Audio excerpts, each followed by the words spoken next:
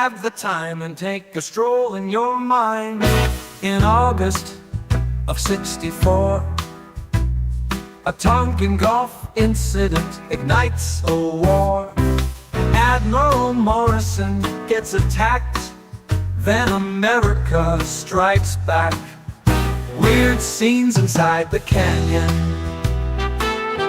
Weird scenes inside the canyon.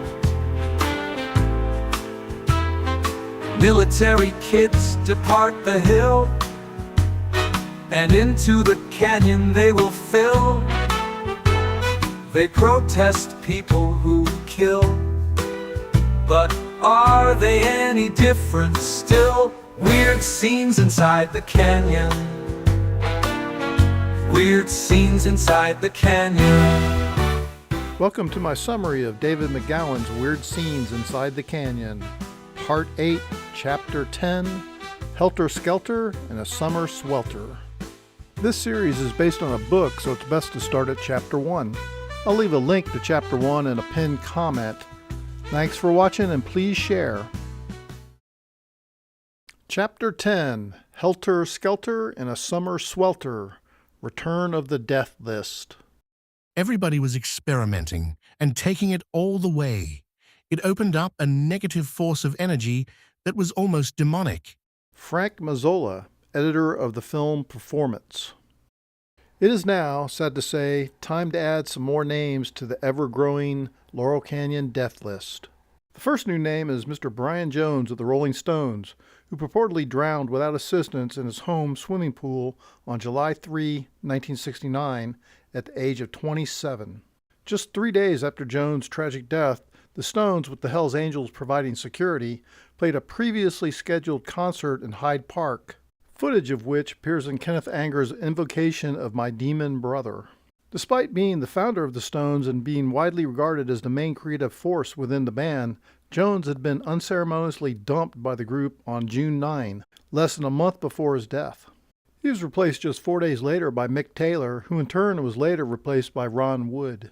It would later be claimed that Jones was booted from the band due to his chronic substance abuse problems, although Keith Richards' legendary drug intake never seemed to pose a problem for the group. The Rolling Stones were not, to be sure, a Laurel Canyon band, but they did spend a considerable amount of time there, and they were very closely tied to the scene. As Barney Hoskins writes in Hotel California, in the summer of 1968, the English band was flirting heavily with Satanism and the occult, and spending a lot of time in Los Angeles. A lot of time, that is, in and around Laurel Canyon. And during that time, Mick Jagger was involved in 2 occult-drenched, Crowley-influenced film projects, Kenneth Anger's Lucifer Rising and Donald Cammell's Performance. Jagger was the first musical superstar tapped by Anger to compose a soundtrack for his Lucifer Rising project. Anger would later solicit a soundtrack for the long-delayed film project from Led Zeppelin's Jimmy Page, the proud owner of one of the world's largest collections of Aleister Crowley memorabilia. When ultimately released, however, the film featured a soundtrack by neither Jagger nor Page, but rather one that was composed, recorded, and arranged inside a prison cell by convicted murderer Bobby Beaujolais. Co-starring in Lucifer Rising as Osiris was performance writer and co-director Donald Seaton Cammell, who happened to be a good friend of Roman Polanski. Cammell, who some described as a master manipulator, was the son of Charles Richard Cammell, who happened to be a close friend and biographer of the notorious occultist Aleister Crowley. Cammell's decidedly Crowleyan film was originally to star his good friend Marlon Brando, but the role ultimately went to actor James Fox. Brando and Cammell did, however, find time to write a novel together. Speaking of Brando, he somehow found himself at the center of a curious string of deaths that began on May 16, 1990, when Marlon's son Christian gunned down Dag Drolet, the father of his sister Cheyenne's unborn child, in Marlon's Laurel Canyon adjacent home. Though convicted, Christian got off with a rather light sentence, thanks primarily to Marlon having had his own daughter, the prosecution's potential star witness, locked away in a mental institution in Tahiti, safe from a subpoena. A few years later, on April 14, 1995, 25-year-old Cheyenne was found swinging from the end of a rope. Her death was surprisingly ruled that thing that people do themselves that starts with an S. The next year, Christian Brando was released from prison and promptly became involved with a woman by the name of Bonnie Lee Bakley, who caught a bullet to the head on May 4, 2001, while in the company of new hubby Robert Blake. He was their 10th husband. Marlon dropped dead next on July 1, 2004. Wasn't a surprise, he was getting on in years. Jack Nicholson promptly purchased his home and then bulldozed it, declaring the structure to be decrepit. Nicholson never did really explain why a man wealthy enough to own his own Polynesian island was purportedly living in a derelict home. A few years later, on January 26, 2008, Christian Brando dropped dead at a relatively young age of 49. Returning now, after that brief digression, to our discussion of Don Camel's performance. We find that Mick Jagger was cast to play the role of Turner, a debauched rock star, which obviously is a real stretch for Mick. James Fox played Chaz, a violent organized crime figure. He was trained for the role by David Litvinoff, a real-life crime figure and associate of the notoriously sadistic Kray brothers. Litvinoff reportedly sent Fox to the south of London for a couple months to hang out with his gangster buddies. When he returned, according to various accounts, Fox had literally become the violent character he portrayed in the film. After completing work on the project, Fox reportedly suffered a massive nervous breakdown, suspending his acting career, and withdrew from the public view for over a decade. Recruited to create the film's soundtrack was Bernard Alfred Jack Nitze, an occultist and son of a supposed medium. Nitze, along with Sonny Bono, had begun his music career as a lieutenant for gun-brandishing producer Phil Spector. Nitze was one of the architects of Spector's famed Wall of Sound. Nitze was also a familiar presence on the Laurel Canyon scene, collaborating with such noted bands and artists as Buffalo Springfield, Neil Young, Randy Newman, Michelle Phillips, The Turtles, Captain Beefheart, Carole King, David Blue, Ricky Nelson, and Tim Buckley. Nitze's performance soundtrack was composed, according to author Michael Walker, in a witch's cottage in the canyon. I'm not exactly sure what a witch's cottage is, but it's nice to know that Laurel Canyon had one.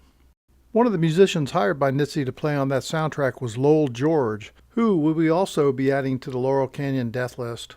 For now, let's add Donald Camille to the list, since on April 24, 1996, it became yet another of the characters in the story to catch a bullet to the head, and yet another to allegedly die by his own hand. David Litvinoff, performance's director of Authenticity, reportedly also committed, that thing that people do themselves that starts with an S.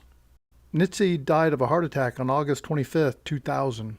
A few years earlier, he had made an appearance on primetime television as a gun-brandishing drunkard arrested on the streets of Hollywood on Cops. The next name on the death list is Steve Brandt, who was a close friend of both John Phillips and Sharon Tate. Brandt allegedly overdosed on barbiturates in late November of 1969, some 3.5 months after the Manson murders. In the days and weeks following those murders, Brandt had placed numerous phone calls to the LAPD. Brandt became increasingly fearful that his own life might be in jeopardy, so he headed to New York City. On the night of his death, he attended a Rolling Stones concert at Madison Square Garden, where he attempted to run on stage but was repelled and beaten by a security guard. He then went home and overdosed. It seems obvious that if someone had information that desperately needed to be made public, and if it was the kind of information that the authorities had, say, willfully failed to act upon, and if the information was the type that could not be taken to the mainstream media, then grabbing the mic at a Stones concert might just be one of the most effective means of disseminating that information. Brandt failed in what may have been an attempt to do just that, and he turned up dead just a few hours later. Next up is David Blue, another forgotten talent of Laurel Canyon. Blue was born David Stewart Cohen on February 18, 1941. Shortly thereafter, his father was deployed overseas. According to David, his dad came hobbling home on crutches and stayed depressed all his life. David and his slightly older half-sister, Suzanne, had crappy childhoods. Suzanne got out first, only to end up busted for prostitution in New York City in 1963. Suzanne's next stop, just a few months later, was the county morgue. David, meanwhile, dropped out of school and joined the U.S. Navy at the age of 17, just as Lenny Bruce had done. And, like Jimi Hendrix, Blue was reportedly booted out of the service, after which he decided to become a folk singer. His first album was released in 1966. A later effort was produced by Graham Nash, who also produced a record for the forgotten talent Judy Sill, with whom Blue had much in common. Like Sill, David Blue is one of the Laurel Canyon stars who never quite shone as brightly as they should have. Also, like Sill, Blue is one of the first few acts signed by David Geffen's fledgling Asylum label. Finally, as with Judy, David was long forgotten by the time of his death on December 2, 1982, when the 41-year-old Blue dropped dead while jogging in New York's Washington Square Park. The former rising star and occasional actor lay in the morgue for 3 days before anyone noticed he was missing. Next on the list is Ricky Nelson, who, like Brandon DeWild, Kenneth Anger, Mickey Dolenz, and Van Dyke Parks, began his Hollywood career as a child actor. He was the son of America's favorite 1950s TV mom and dad, Ozzie and Harriet Nelson. Ricky began his rock and roll career in 1957 when he was just 17. By 1962, he scored no fewer than 30 top 40 hits, trailing only superstars Elvis Presley and Pat Boone. Speaking of Elvis, he arrived in L.A. in 1956 to begin what would prove to be a prolific film career that would continue throughout the 1960s. In the early years of his film career, Elvis reportedly hung out with two of his best Hollywood pals, a couple of young roommates and Canyonites named Dennis Hopper and Nick Adams. In later years, Presley's backing musicians, considered to be among the best musicians in the business, were in high demand among the Laurel Canyon crowd. Elvis's bass player, for example, can be heard on some of the Doors tracks. Graham Parsons also hired Elvis's band to back him up on the 2 solo albums he recorded at what proved to be the twilight of his life and career. Those 2 solo efforts prominently featured the voice of a young singer-guitarist named Emmylou Harris, a relatively late arrival to the Canyon scene. As with so many other characters in this story, she grew up in the outlying suburbs of Washington, D.C., primarily Woodbridge, Virginia, which is the home of an imposingly large Army research and development installation known as Harry Diamond Laboratories Woodbridge Research Facility. In 1972, during the time that Parsons and Harris were recording and performing together, columnist Jack Anderson revealed that experiments to control human behavior with science fiction devices are being conducted secretly at the Army's high-fenced Harry Diamond Laboratories in Washington. Ultimately, human guinea pigs will be used to test the devices. Although a classified memorandum in our hands specifies the tests are for riot and civil disturbance control, the memo admits the general purpose is short time span control of human behavior. It sounds as though Emmylou Harris probably fit right in with the rest of the Laurel Canyon crowd. But here I seem to have digressed from our discussion of Elvis, which was, if I remember correctly, itself a digression of our discussion of Ricky Nelson. Given, though, that he had only peripheral connections to Laurel Canyon, I guess I really don't have much more to say about Elvis other than he reportedly died on August 16, 1977, the victim of a drug overdose at the young age of 42. As with Morrison, however, there have been persistent rumors that Elvis didn't actually die at all, but rather reinvented himself to escape from the fishbowl. Also, as with Morrison, Elvis apparently had a keen interest in the occult, particularly the writings of Madame Blavatsky.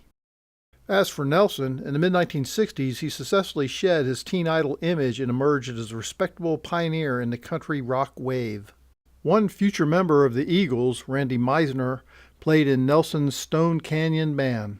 Nelson had previously lived on Mount Olympus in Laurel Canyon, and he and his band were very much a part of the early country rock scene that included bands like the Byrds, Poco, the Flying Burrito Brothers, and the First National Band.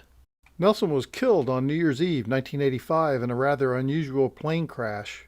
According to Nelson's Wikipedia entry, the original NTSB investigation long ago stated that the crash was probably due to mechanical problems. The pilots attempted to land in a field after smoke filled the cabin. An examination indicated that a fire originated in the right-hand side of the aft cabin area at or near the floor line. The passengers were killed when the aircraft struck obstacles during the force of the landing. The pilots were able to escape through the cockpit windows and survived. Nothing unusual about that, I suppose. Well, shit happens. For the final 8 years of his life, Nelson lived in a rather unique home. In 1941, swashbuckling actor Errol Flynn had built, just off Mulholland Drive, a sprawling home built to his specifications. According to Laurie Jacobson and Mark Wanamaker, writing in Haunted Hollywood, the mansion featured several mysterious secret passageways and more than a few peepholes. It is claimed that Flynn incorporated the unique design features so that he could satisfy his own voyeuristic impulses. Researcher-writer Charles Higham, however, casts Flynn as a Western intelligence asset. And, if true, then it is far more likely that the home was built not so much for Flynn's personal pleasure, but as a means of compromising prominent public figures. After Nelson's death, the palatial home stood vacant until a curious incident took place. A gang broke in and murdered a girl in the living room. Then a mysterious fire burned half the house. The ruins were torn down. Like I said, shit happens. Moving on to the next name on the list, we find that on December 31, 1943, Henry John Duschendorf Jr., better known as John Denver, was born in Roswell, New Mexico. A few years later, the town of Roswell would become something of a tourist destination. It should be noted that Henry John Duschendorf Sr. might have known a little something about that incident, given that he was a career U.S. Air Force officer assigned to the Roswell Army Airfield, which is later renamed as Walker Air Force Base. After spending his childhood being frequently uprooted, as did many of our cast of characters, Denver attended Texas Tech University in the early 1960s. In early 1964, he apparently heard the call of the Pied Piper and promptly dropped out of school and headed for L.A. Once there, he joined up with the Chad Mitchell Trio, the group from which Jim McGowan had recently departed to co-found the Byrds. By November of 1966, Denver was front and center at the so-called Riot on Sunset Strip, alongside folks like Peter Fonda, Sal Mineo, and the popular husband and wife duo known as Sonny and Cher. A decade later, in the latter half of the 1970s, Denver could be found working alongside a spooky chap by the name of Werner Earnhardt, creator of the so-called EST training. After graduating from the training program, Denver penned a little ditty that became the organization's theme song. In 1985, Denver testified alongside our old friend Frank Zappa at the PMRC hearing. PMRC means Parents Music Resource Center, those little stickers they put on physical media when you buy it. 12 years later, in autumn of 1997, Denver died when his self-piloted plane crashed soon after takeoff from Monterey Airport.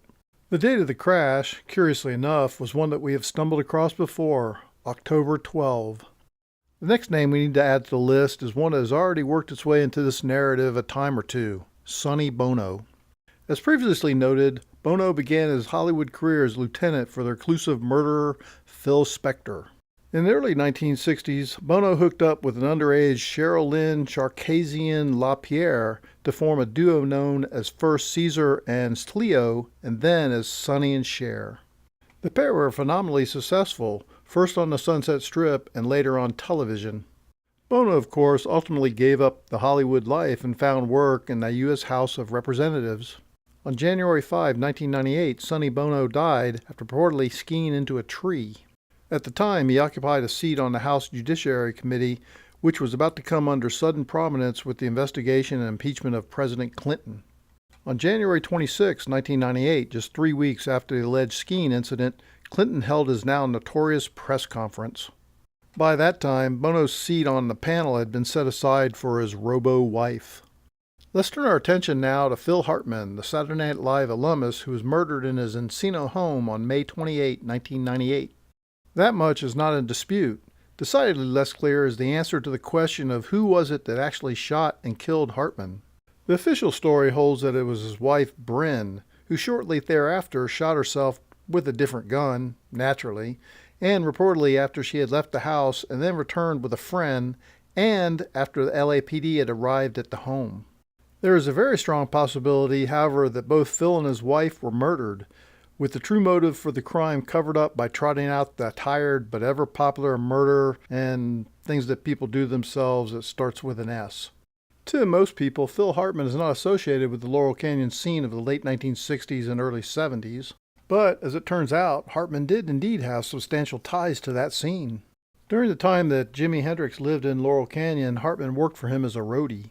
Soon after that, Phil found work as a graphic artist, and he quickly found himself much in demand by the Laurel Canyon rock royalty.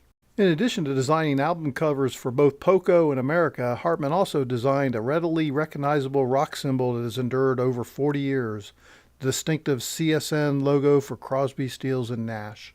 Hartman was also the brother of record executive club proprietor John Hartman, who was an associate of David Geffen. John Hartman had begun his career as a protege to Elvis handler Colonel Tom Parker, who in the 1940s had worked with cowboy actor log cabin owner Tom Mix. And Tom Mix, in turn, had frequently used the Spahn movie ranch as a filming location. That same ranch later became the home of Charles Manson and his girls, including Lynette Squeaky Fromm, who happened to have been a high school chum of Phil Hartman. Curiously enough, the log cabin's guest house, also known as the Bird House, was designed and built by architect Robert Bird, who also, according to one report, designed the house at 10050 CeeLo Drive, where Sharon Tate and friends were murdered, and the house at 5065 Encino Avenue, where Phil Hartman was also murdered. Phil Hartman was not the only Laurel Canyon luminary who had past ties to Squeaky Fromm.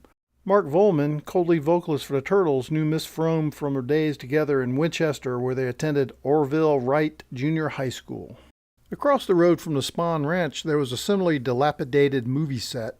Its name, being the small world that it is, was the Wonderland Movie Ranch. Speaking of Wonderland, let's turn our attention next to four individuals whose names will probably not be familiar to most readers, but your listeners. Ronald Lanewis, Billy Dervell, Barbara Richardson, and Joy Miller.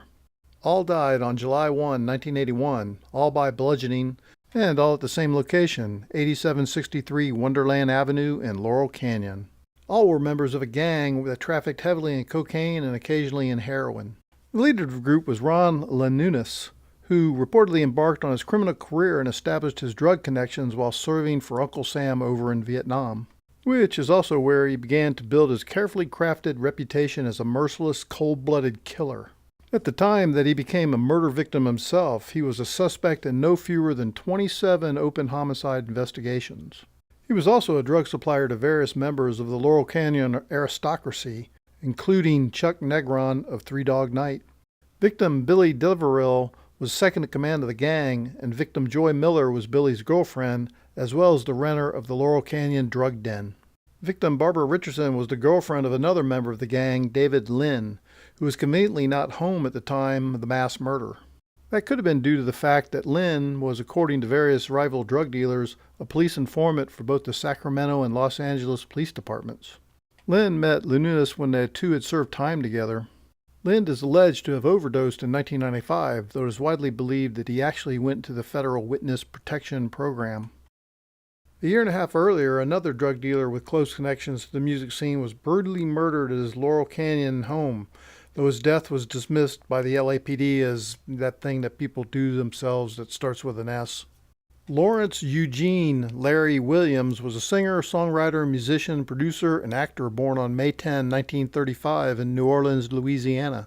He achieved some success in the late 1950s as a solo artist before being convicted and sent to prison on drug dealing charges in 1960.